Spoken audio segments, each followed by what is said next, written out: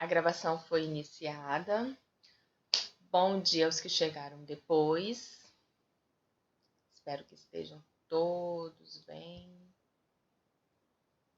Que a família esteja bem, não é? Olha só, nós começamos na aula passada, assim, no finalzinho da aula, a falar de teatro de modo muito geral, né? Porque foi a aula em que nós vimos o vídeo, né, dos professores e depois começamos a falar sobre teatro só nos minutinhos finais, só para dar uma introdução mesmo. E hoje a gente vai trabalhar mais com isso. Vamos ver o geral do teatro e o ponto mais específico para vocês do nono, do 9 ali, do oitavo, que é o teatro, a invenção dramatizada do acontecimento. Tá? Emily. Pois bem, o teatro é uma representação. É muito antigo, né? Muito antigo. As encenações. Como assim? De maneira. Eu faço cena. Que absurdo! Que absurdo! Mas já pensa bem, né? O teatro ele diverte, ele. Bom. Ele diverte, ele emociona, ele faz pensar, né? Sim, é muito. Acho que o cinema também faz isso, a literatura também faz isso, a arte de modo geral faz isso, né? O teatro pode ser de várias maneiras, pode ser um grupo de pessoas, pode ser uma pessoa sozinha, né? Porque a gente tem um monólogo, enfim, tem formas diferentes do teatro aparecer. E as representações teatrais são muito antigas. Pois é, eu também, há muito tempo. Aqui, sim, sétima arte. Aqui no nosso estado, assim, não é muito comum, né? Infelizmente, tem toda aquela questão, assim, não são todos os lugares que fornecem, né, o teatro pra gente. Assim, a população não tem muito acesso a isso. Eu fiquei pensando, assim, o último Enem teve como tema o acesso ao cinema. Mas se a gente pensar assim, o acesso ao cinema é difícil, mas o acesso ao teatro mais difícil ainda, né? É difícil vir alguma peça, quando vem não é tão barato, né? Tem tudo isso. Deixa eu ver como pergunta aqui. Adorei.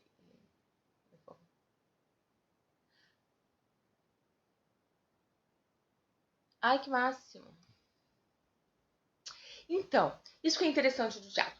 Antigamente, gente, tinha um programa na TV educativa que eu amava. Assim, eu era pirralha. Tempo. É, este programa, o que ele fazia? Ele ia ao teatro mesmo, a grandes peças, sabe? Peças grandes e tal. Filmavam a peça do jeitinho, não era uma novela, um filme. Filmavam o palco do teatro e aí passavam aquilo na TV. Gente, eu assistia todas, né? Porque assim, como não tinha ido no teatro ver todas as peças, eu assistia todas dessa maneira. Aí a questão do teatro é muito isso. Uma peça pode te fazer refletir sobre um assunto, uma peça pode te fazer sorrir, uma peça pode te fazer chorar, né? Essa reflexão toda. Para quem faz, assim, é uma maneira de se expressar também. Tanto que muitas vezes quando a gente vê entrevista com atrizes, atores e tal, eles falam que começaram fazendo teatro para perder a timidez, né? Isso é muito comum. Eu fui fazer teatro para perder a timidez, ou para saber me posicionar mais, para saber como falar e tal. E aí nisso despertava o gosto pelo teatro e acabava usando isso como uma profissão. Então pode ser como uma distração ou como uma profissão. Aqui a gente vai trabalhar com teatro de uma forma específica. Olha o título. Eu sempre falo com os alunos o seguinte: usem sempre os títulos, os enunciados a favor de vocês, para vocês entenderem o que está sendo pedido. Teatro, 2 pontos, invenção dramatizada do acontecimento, ou seja, uma representação do real, uma invenção dramatizada. Vou repetir, eu acho que eu falei isso semana passada. Quando eu falo dramatizada, não tem necessariamente a ver com drama. A gente fala assim, fulano tá fazendo drama, tá exagerando, tá. Dramatizada é encenada. Vamos dramatizar um texto significa vamos encenar um texto, tá certo? Óbvio que tem dentro da cena dramatizada, pode ter algo de comédia ou pode ter algo de drama, mas o sentido primeiro da palavra dramatizada é de encenada, certo? Então, uma invenção dramatizada do acontecimento. Eu tenho acontecimento, eu tenho fato, eu tenho, e eu vou representar, eu vou recriar isso, eu vou recriar comportamentos da sociedade, eu vou recriar posturas das pessoas, fatos históricos, eu vou recriar um acontecimento, tá certo? Então, nós vamos nos deter neste ponto. E aí, tanto pode ser uma peça que pegue um fato específico, um fato específico, quanto recriar comportamentos. Essa cena, vamos analisar a cena para a gente ir para a questão. Aqui, é importante falar do autor. Informações sobre as pessoas. Vejam as cenas, roupas e tal. Olha aqui. A peça teatral Alto da Visitação, monólogo do vaqueiro. Comentamos que Alto é uma peça religiosa. Chegamos a falar sobre isso, né? Quando eu tenho a expressão alto, eu estou me referindo a uma peça religiosa. Por isso que a gente tem o Alto da Paixão de Cristo, na Semana Santa. São encenações religiosas. Ela foi escrita por Gil Vicente em 1502. Gil Vicente, português. Eu acho incrível uma coisa dessa, gente. Um texto escrito em 1502. E nós estamos aqui hoje falando sobre ele, né? Olha como fica. Não, o autor escreveu lá pensando que quase 500 anos depois, mais de 500 anos depois, 18 anos depois, aqui uma professora e alunos do 8º estariam falando sobre o texto. Não é? Olha como fica. Mais que de Cristo. Como as coisas ficam, né? Como o texto permanece, né? Então foi escrito por Gil Vicente em 1502. Nunca passou pela cabeça dele. Imagina, né? Para homenagear o nascimento de Dom João III, herdeiro do trono de Portugal. Nesse monólogo, uma pessoa falando, escrito em castelhano, que é a língua oficial da corte na época, um vaqueiro relata a alegria que sente pelo nascimento do herdeiro e lhe deseja felicidades. Com esse auto, aí olha a explicação embaixo. Texto dramático, peça de teatro, surgido na Idade Média, geralmente breve e escrito em versos. O conteúdo pode ser religioso, de caráter moralizante ou profano, com a intenção de satirizar e criticar a sociedade. Quando ele fala profano, ele fala não religioso, que é aquele sentido, por exemplo, o Alto da Compadecida, o filme, né?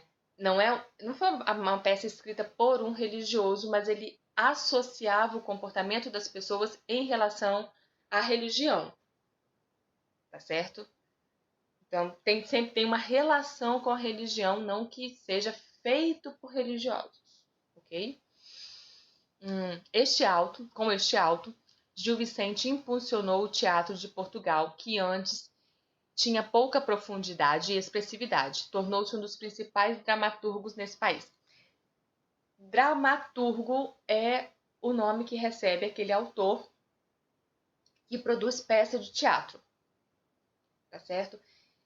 Então, o escritor, de modo geral, quando o escritor escreve peças de teatro, ele é chamado de dramaturgo. Gil Vicente é um dos principais dramaturgos em Portugal. Vocês voltam a estudar Gil Vicente, acho que na primeira série, acho que é conteúdo da primeira série, que é literatura com a Carla. Quando vocês começam a estudar os períodos literários, e aí sempre os períodos literários a gente estuda em comparação, né, Brasil-Portugal. Então, normalmente surge primeiro em Portugal e depois aquele movimento literário vem para o Brasil. E aí uma das principais obras dele da época que vocês provavelmente vão estudar na primeira série é O Alto da Barca do Inferno. Eu sei que a Carla trabalha porque inclusive a Carla já fez uma encenação com os alunos. A turma que hoje é terceira série, quando eles eram primeira série, eles encenaram O Alto da Barca do Inferno, que é um texto do Gil Vicente. Encenaram na disciplina da Carla. E foi muito interessante. Muito interessante. Então, é um autor que vocês voltam a estudar em outros momentos, ok? Meninos, eu vou passando, se quiserem falar, podem interromper, viu? Quem foi Gil Vicente, então? Um dos precursores do teatro português, teria nascido por volta de 1465 em Guimarães, Portugal. Dramaturgo, né, escritor de teatro, ator e poeta. Tem como principal obra Alto da Barca do Inferno, esta que eu acabei de citar para vocês que vão estudar na primeira série. Alto da Barca do Inferno, 1517. Parece um nome pesado, né? E aí fica uma coisa assim, alto é religioso, da Barca do Inferno. É mais ou menos, a história é mais ou menos assim, resumindo a grosso modo, viu, gente? Vai passar uma barca e essa barca determina quem... É como se fosse o ônibus, assim. A barca vai para o inferno. Quem vai entrar na barca ou não? As pessoas morrem, vão para o inferno ou vão para o céu. Então você vai entrando em barcas que vão te levar para os lugares.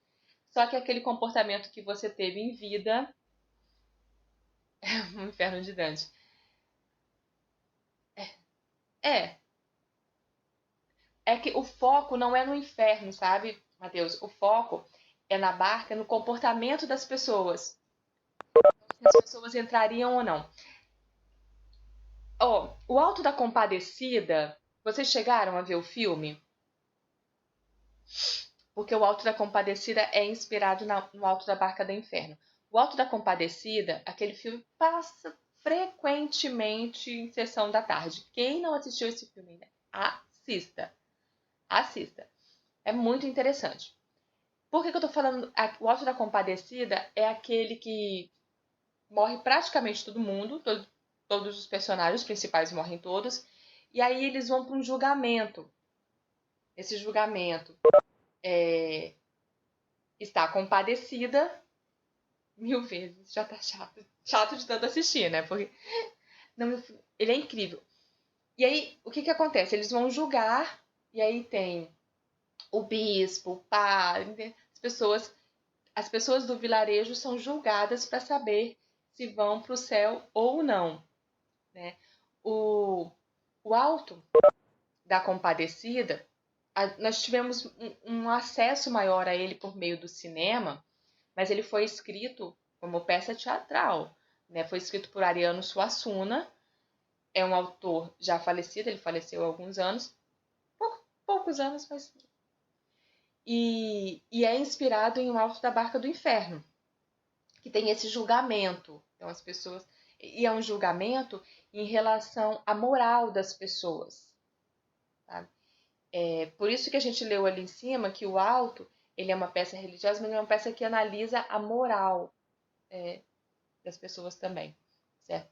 Então, é um texto bem interessante. Às vezes é um texto um pouco difícil, né? Por conta da época, é uma leitura difícil. A gente tem que pegar versões adaptadas para poder ler.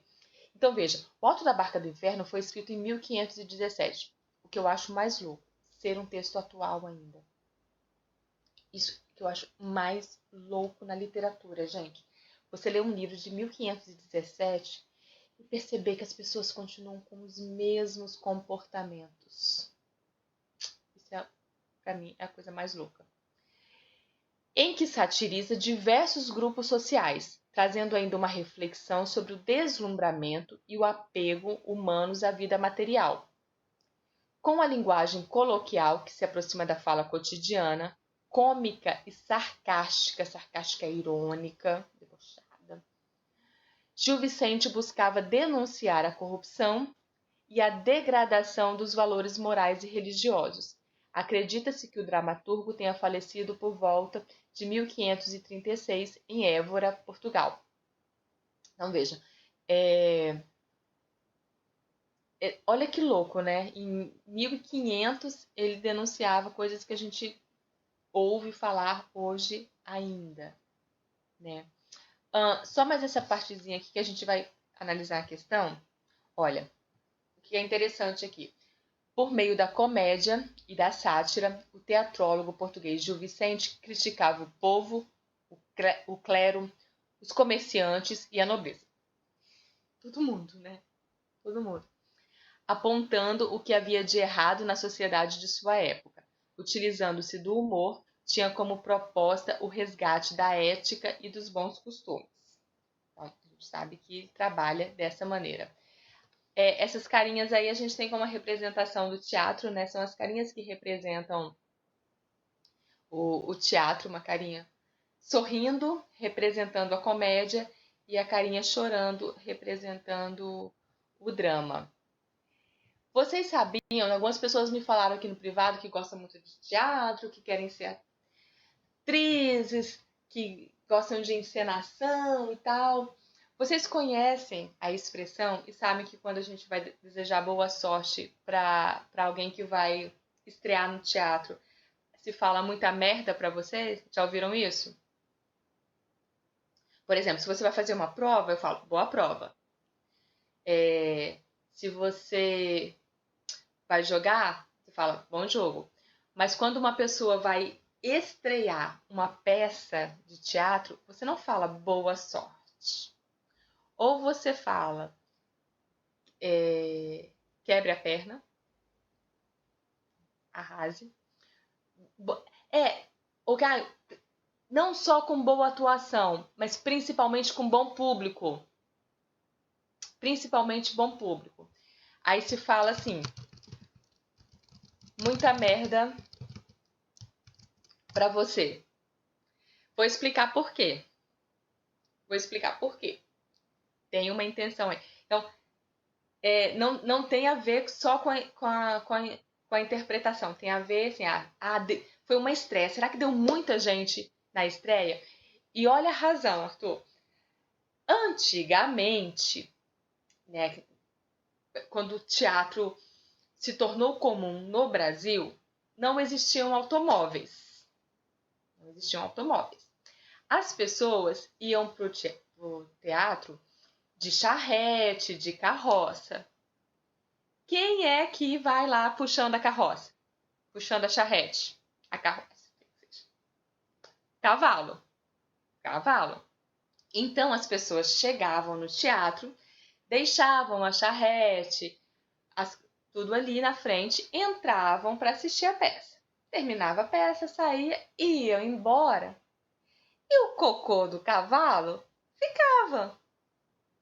Então, quando terminava, se as pessoas passassem na rua, elas conseguiam saber se aquela peça tinha tido muito público ou não pela quantidade de cocô na frente do teatro.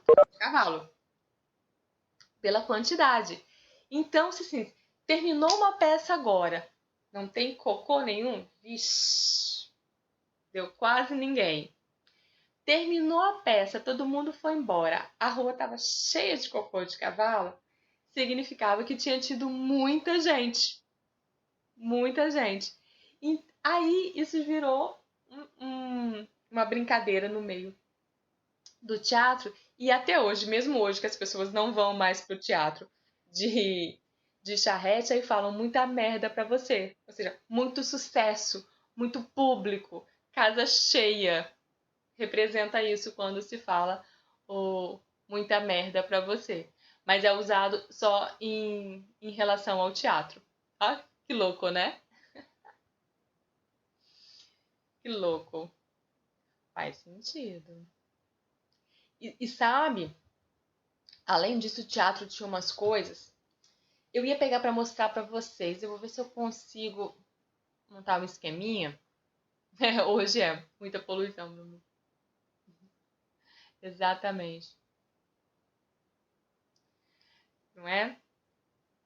E ainda tinha outra coisa. No Brasil não chegou a ser tão forte isso, não, porque quando o teatro chegou aqui, isso já estava mudando um pouquinho. Mas na Europa tinha toda uma diferença dentro do teatro, dependendo da classe social da pessoa, sabia? Então, assim, os ingressos tinham preços bem diferentes. Se você pertencia a uma classe social mais baixa, uma classe média e uma classe alta. Então, você comprava aquele ingresso que tá, eu tenho dinheiro para comprar o ingresso mais caro. Eu compro, eu vou ficar numa posição de teatro mais privilegiada, como uma cabine e tal, tal. Ah, tenho dinheiro, mas não para a parte mais fina, mais, né, isolada, cabine e tal. Eu compro para as cadeiras que ficam na posição mediana. Eu não tenho dinheiro, eu quero o ingresso mais barato. Gente, era em pé, não tinha nem cadeira. Isso no Brasil não foi comum, não, mas na Europa é comum ainda. Eu vou ver se eu consigo umas imagens para mostrar para vocês. Então, assim, as pessoas assistiam as peças em pé, porque era mais barato. Então, é muito louco, porque assim, você conseguia olhar uma peça. Olha só, eu só sei isso por causa de imagem, tá? Eu não vivi isso, não. Isso é de séculos e séculos passados, tá? Porque às vezes eu falo assim, você via, parece que eu estava lá vendo. Não, eu não estava lá. Tá? Eu não estava lá. Que fique claro. Que fique bem claro. Então, as pessoas. Por que parou?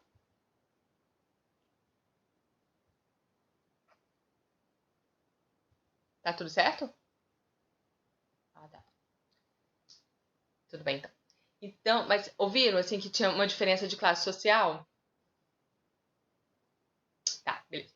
Aí é possível assim olhar dentro de um teatro e observar a diferença social das pessoas, assim, quase que uma pirâmide social. As pessoas mais pobres embaixo assistindo em pé e as outras pessoas, né, o médio e o superior. Sim, né, como no Titanic. Sim, existe. Exatamente isso aí. Ah, não, se a gente pensar, por exemplo, no voo, né? No voo tem primeira classe e tal, né? Ah, sim, a ópera. Sim, a ópera é uma encenação teatral, mas relacionada com a música. Tá? A ópera já é um tipo bem específico, bem específico. A ópera é a peça cantada. É, só que o musical é como se fosse mais amplo. A ópera estaria dentro, assim, a ópera é muito específica, é um estilo musical muito específico. Quando eu falo musical, o musical pode ser como a música mais pro pop, pode ser estilos musicais diferentes. Tá? Quando a gente fala musical, pode ser um estilo musical diferente. A ópera não, é um estilo específico. Tá? Então, olha só, analisando aqui. Ah, gente, sabe que até a palavra teatro, assim, olha ela escrita aí acima do exercício 1. Eu acho uma palavra tão bonita. Eu acho uma palavra bonita. Tem palavra que assim, tem palavra que eu acho bonita, tem palavra que eu não acho bonita. Teatro é uma palavra que eu acho bonita. Olha só que bonitinha que ela é. Bonitinha. Questão 1. Na pintura... deve ser por isso, Matheus. Talvez seja por isso. Eu acho que essa é uma palavra bonita também. Enfim. Na pintura alto da visitação, pintura lá em cima. Olhem aí na apostila. O artista português Alfredo Roque Garneiro retrata como imagina ter sido a encenação do alto no mesmo nome, escrito e interpretado por Gil Vicente. Olha só, prestem muita atenção. Eu coloquei para vocês esta semana que os exercícios que vocês devem fazer são exercícios da página 49 a 51. Então, nós vamos discutir algumas questões aqui, mas eu não vou passar as respostas totalmente prontas para vocês, não, tá? Eu vou passando e discutindo mais essas coisas de, qual a resposta? Não. Não. Pode ser com máscara, mas não necessariamente. Tem teatro de tudo que é jeito, gente. Tudo que é jeito. Tem teatro. Aí tem, sim, teatro de boneco. Eu desci aqui pra gente trabalhar, viu? Como eu falei. Só repetir essa parte aqui. A gente vai discutir os pontos hoje, não fazer questão. Tá? Vou discutindo o que tem da página 49 a 51. Tá? Deixa eu voltar aqui. Existe teatro de máscara, existe teatro de boneco, existe teatro de muito jeito, né? Também. Olha só, aí eu tava falando da palavra teatro que eu acho bonitinha. Olha a definição dela e a origem dela. Do lado da máscarazinha, as máscaras são muito legais. A palavra teatro de origem grega, teatro grego, né? Clássico. Teatron revela uma propriedade esquecida, porém fundamental dessa arte. É o local de onde o público olha uma ação que lhe é apresentada num outro lugar. Por sua vez, o teatro possibilita um ponto de vista sobre um acontecimento, um olhar, um ângulo de visão. Olha que coisa mais interessante. Surgiu na Grécia, a palavra é grega, e ao mesmo tempo em que ele indica isso, olha, o teatro ele é representado num lugar e nós estamos assistindo aquela cena por um ponto de vista. Nós não estamos dentro. É como se a gente parasse para assistir o mundo. Assim. O comportamento humano está sendo apresentado ali, encenado ali, e nós nos afastamos, ficamos de fora enxergando aquilo ali. Ao mesmo tempo em que a gente enxerga a cena, a gente estabelece uma reflexão. Por que estão daquela maneira? Se eu estivesse lá, o que eu faria? O que eu faria se eu estivesse lá? Não é? O que é teatralidade? Aspectos próprios da representação teatral que vão para além do texto, como gestos, expressões e tom de voz, isto é, tudo que é cômico, visual e auditivo. Por isso que até foi Arthur que brincou com a Emily aí? Falou que era teatral? Estavam brincando. Então, Matheus. Então, que às vezes a pessoa que fala muito assim, fala assim, nossa, fulano é tão teatral, porque fala, né, fazendo caras e bocas, encenando, fazendo... Aí a gente já usa a expressão, fulano é teatral. Né, porque o teatro, tudo isso é muito marcado, as ações são exageradas. Né? Deixa eu ver a pergunta aqui, que foi interessante que ele colocou. Matheus colocou. Alguém que esteja encenando tem uma visão diferente de quem está assistindo? Sim, olha só. Olha que louco, Matheus. A pessoa que escreve pode ter uma visão. Aí ela escreve e quem vai encenar pode ter outra visão. E as pessoas que estão assistindo. Se nós dois formos assistir uma mesma peça, ela pode representar sentidos diferentes, porque a gente analisa. Olha só, a peça de teatro é um texto. não é? É um texto encenado, mas é um texto. E quando a gente assiste o teatro, nós estamos fazendo uma interpretação de texto. Quando a gente assiste cinema, quando a gente assiste uma série, nós estamos fazendo interpretação de texto. E é muito natural, é muito perigoso, digo já por quê. Tá? É muito perigoso, mas é muito natural que a gente interprete só pelo nosso ponto de vista, dos nossos pensamentos, das nossas vivências. Aquilo que a gente interfere na nossa interpretação do texto. Por que eu disse que isso é muito perigoso? A nossa interpretação pode ficar limitada. Ela pode ficar muito limitada. Então é um risco. Eu tenho sempre que tentar sair. Eu brinco muito com os meninos do ensino médio, assim, quando vocês vão interpretar algo, você tem que sair do seu mundinho. O seu mundinho te fornece informação do seu mundinho, e isso pode ser muito limitado. Então é sempre interessante a gente tentar sair desse mundinho e enxergar as coisas por outros lados, por outros aspectos. Tá?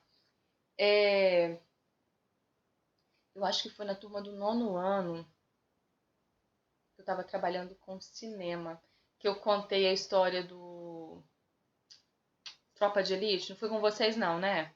Do filme Tropa de Elite.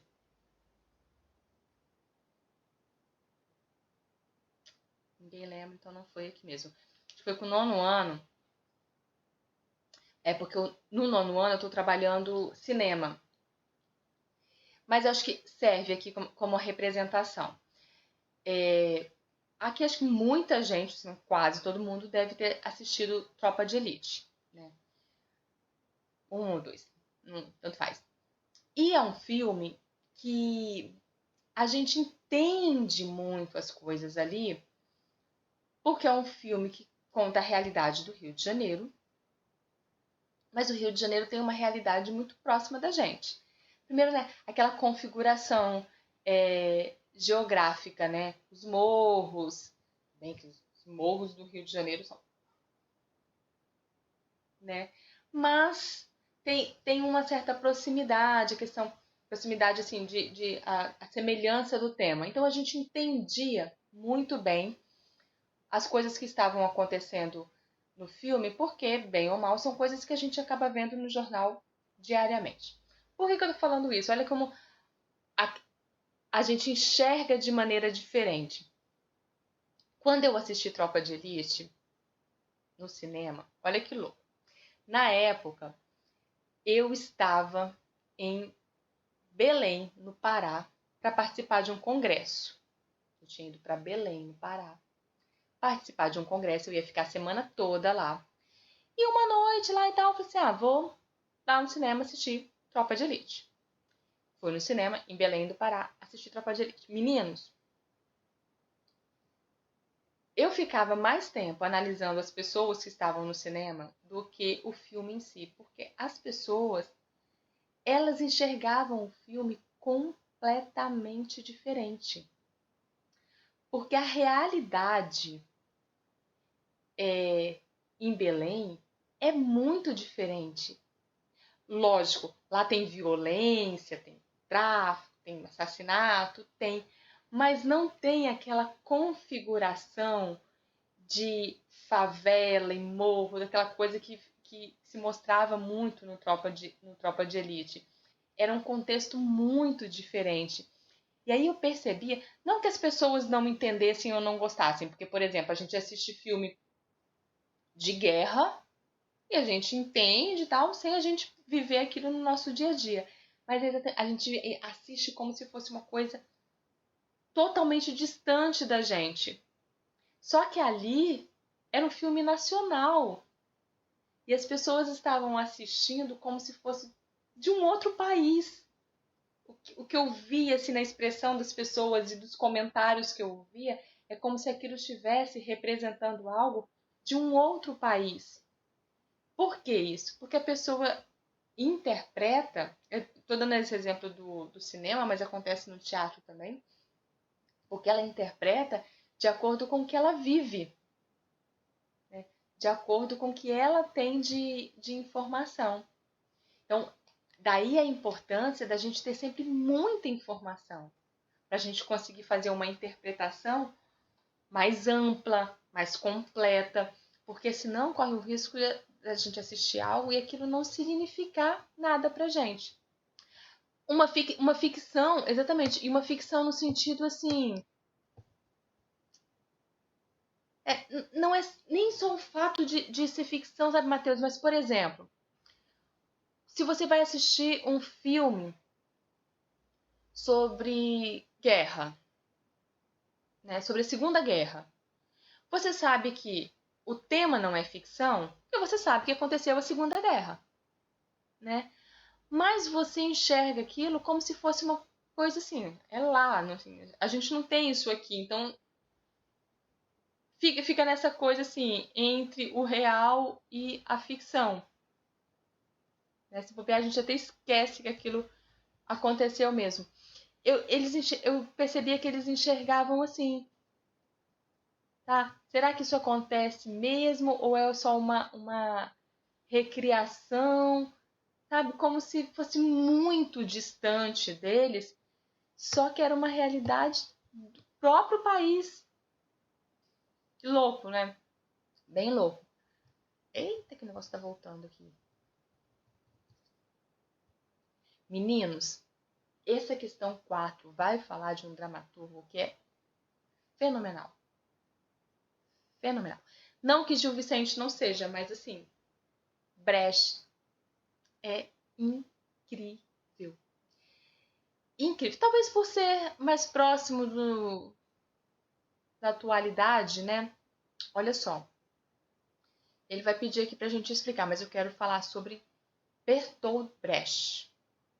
Nascido em 1898, falecido em 1956. Dramaturgo e poeta alemão, revolucionou o teatro, propondo uma linguagem mais acessível e próxima ao público. Mas, ao mesmo tempo, temas super complexos, gente. Criador do teatro épico, 5 minutos. Cujo principal objetivo é despertar o senso crítico do espectador. Sua obra visava esclarecer questões sociais da época. Assim, escrevia peças e poemas como forma de conscientizar o povo da própria realidade e da luta entre classes, defendendo a arte anticonvencional para mostrar que é possível haver diversão sem alienação. Ou seja, para Brecht, o que acontecia? A gente pode ter uma peça que diverte, mas ao mesmo tempo faz pensar.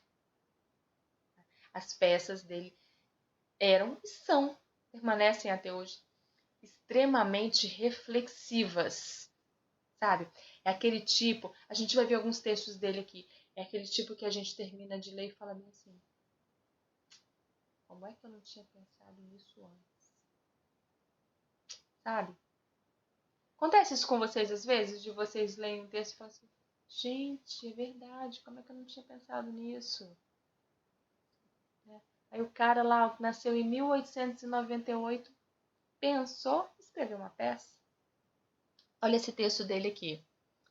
Vocês, artistas que fazem teatro em grandes casas, sob sóis artificiais, diante da multidão calada, procurem de vez em quando o teatro que é encenado na rua, cotidiano, vário e anônimo, mas tão vivido, terreno, nutrido da convivência dos homens, o teatro que se passa na rua, o teatro que não fica lá na elite, o teatro que é para o povo, refletindo sobre as questões do povo.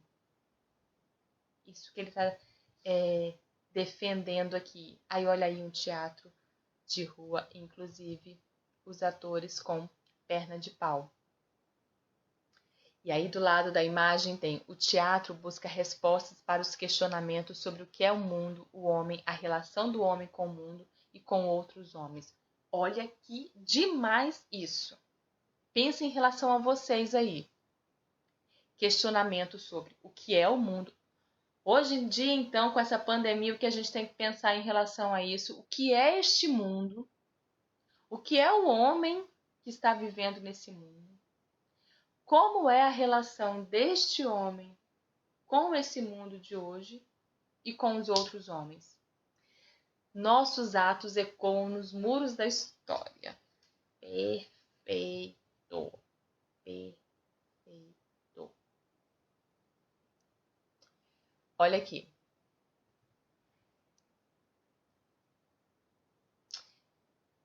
Vou ler só isso aqui para encerrar. A gente já está nos minutinhos finais. Brecht conseguiu sistematizar uma nova forma de interpretar e encenar espetáculos, na qual os atores desprezavam a perspectiva de um contágio emocional do público, apresentando suas personagens de forma épica, narrativa ou distanciada, destacando apenas os traços sociais de seu comportamento, sem ênfase na psicologia de suas vidas privadas. O novo teatro épico de Brecht exigia uma dramaturgia que lhe permitisse cumprir a função de conscientizar o público da luta entre classes sociais antagônicas no capitalismo. Pois bem, infelizmente já vai acabar mesmo. Olha só, a gente ainda vai discutir teatro outras vezes. Pensem no que é o teatro, como ele vai funcionar. Vamos nos ver novamente. Nos vemos daqui a uma semana. Envie o exercício, façam o exercício, as respostas aí, nós analisamos. Eu acho que não vai ter dúvida.